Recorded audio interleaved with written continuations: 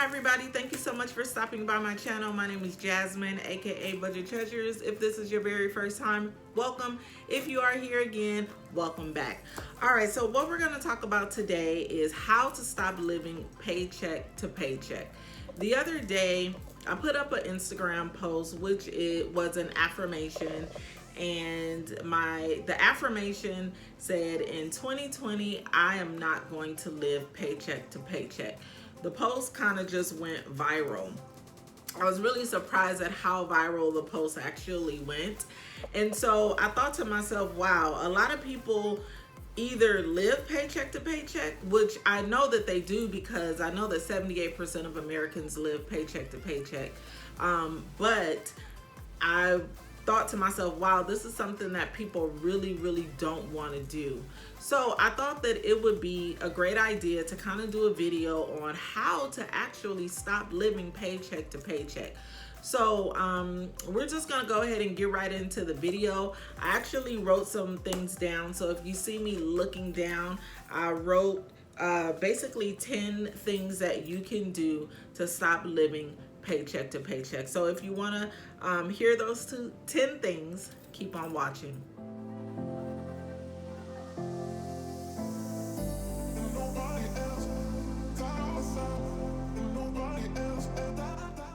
All right, so number one, the first thing that you have to do is declare that you will no longer live paycheck to paycheck. You have to get in your mind that this is something that you don't want to do. If this is not something that you make a decision to do, you're gonna continue to live paycheck to paycheck, period. Before I decided that I no longer wanted to live paycheck to paycheck, that's just what I did. It was a way of life for me. I didn't know anything else besides living paycheck to paycheck. Every single time that I would get paid, I would pay my bills. Maybe I would go shopping. I would hang out with my friends. I would go out to eat. I would pay the bills once they got to like the red status, or was just so late that I had to pay it. I would just spend money just on whatever. I had no budget. Sometime before I got paid, I would only have less than $100, probably like $16, $15 in my account before I got paid again. I never was really negative, which is a good thing. Years ago, I declared that I would stop being negative in my account because I really didn't like paying NSF fees, but I still was very broke. So I had to decide I no longer wanted to live paycheck to paycheck. And then number two, you need to immediately stop using credit cards and taking out any loans. So if you are a person who consistently has like payday loans or direct deposit loans, I think it's called direct deposit, you can do it like through your bank, or if you're using your credit card often, you need to stop immediately. Like, you need to just stop. Take your credit card, cut it up, freeze it, give it to a family member to put it up. I don't know. I wouldn't suggest closing the account, and that's like a whole nother something or another. So I personally, I would not close the account, because if you close the account, it can hurt your credit. That's just me. I'm not telling you to do it.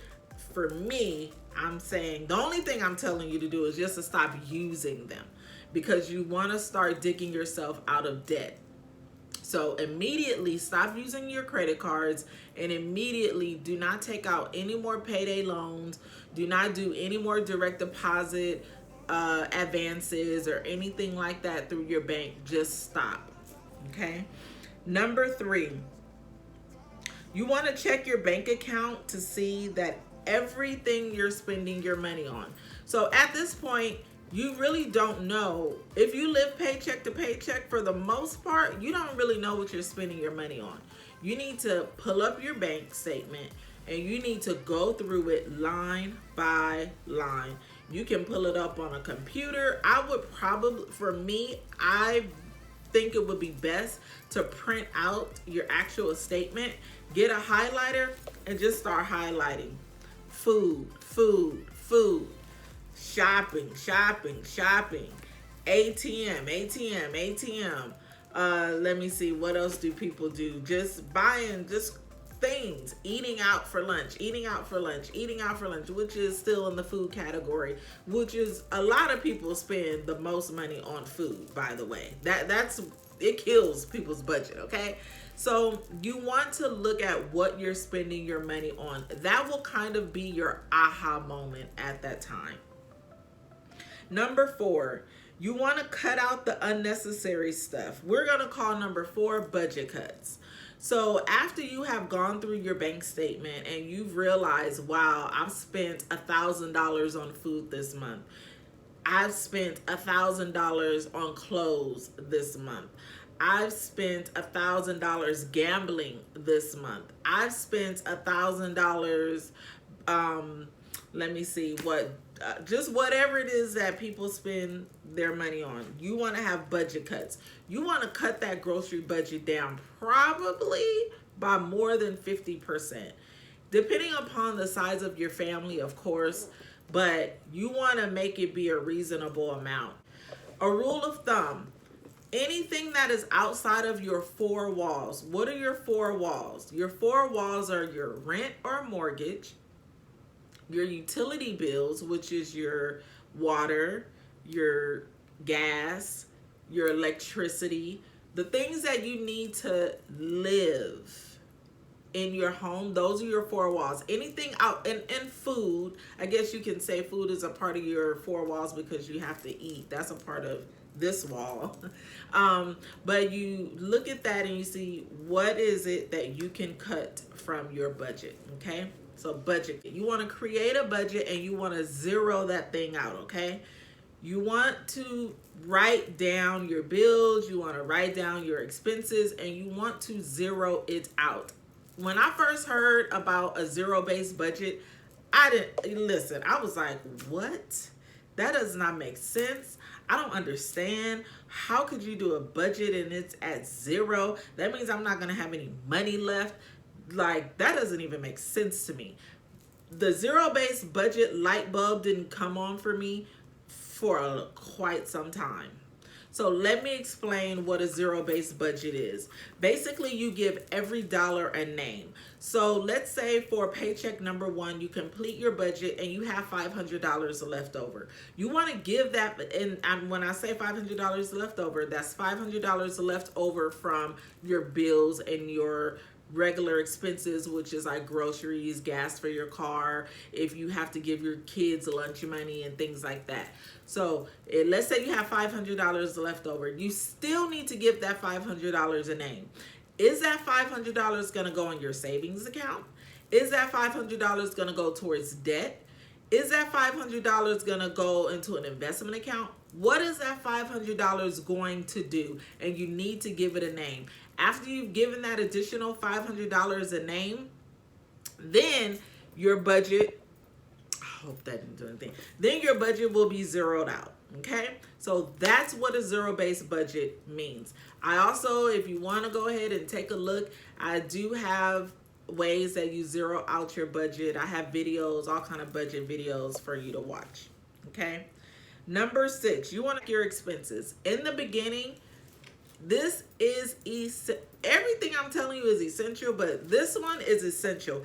It's essential for me today.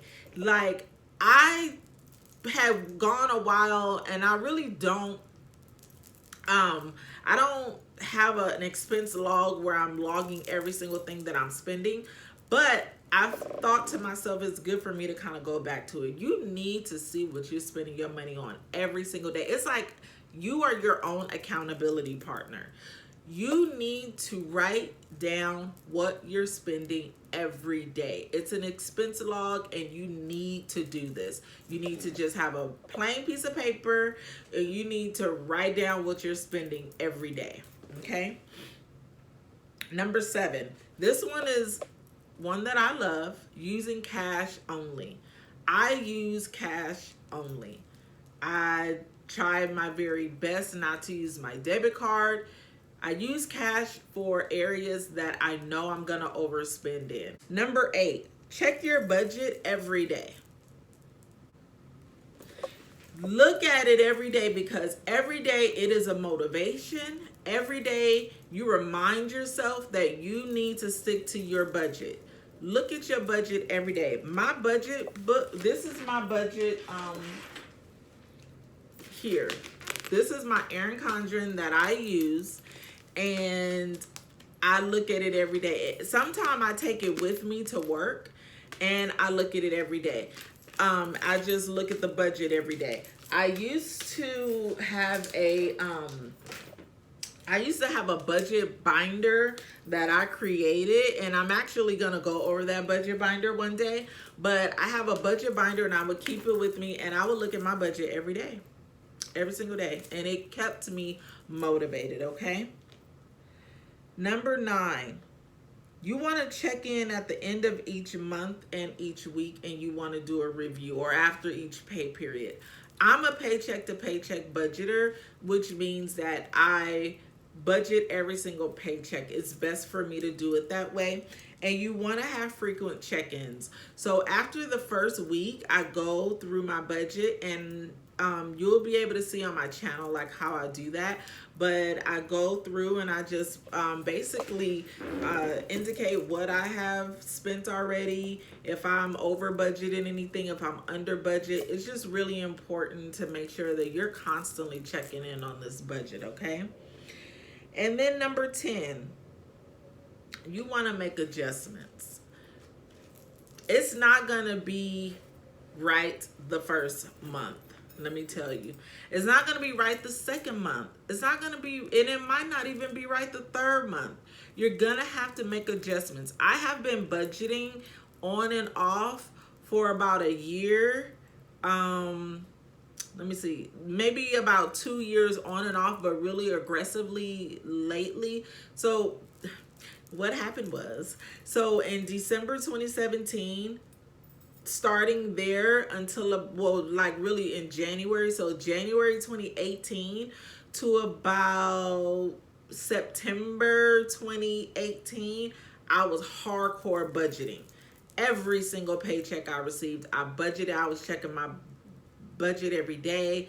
And then from about October to 2018 to about May, like April 2019, I kind of fell off of my budget, and I am going to do a video of why I fell off of my budget. I think it's very important for people to note this, because I think a lot of people go through what the reasons why I fell off of my budget, and that's why that they don't stick on it.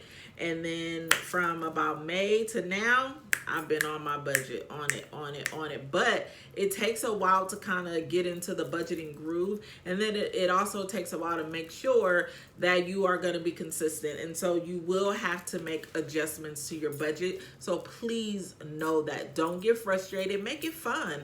I mean, some people have stickers and all kind of stuff, and just make sure that you always keep before you that you don't want to live paycheck to paycheck. And then, so that's 10.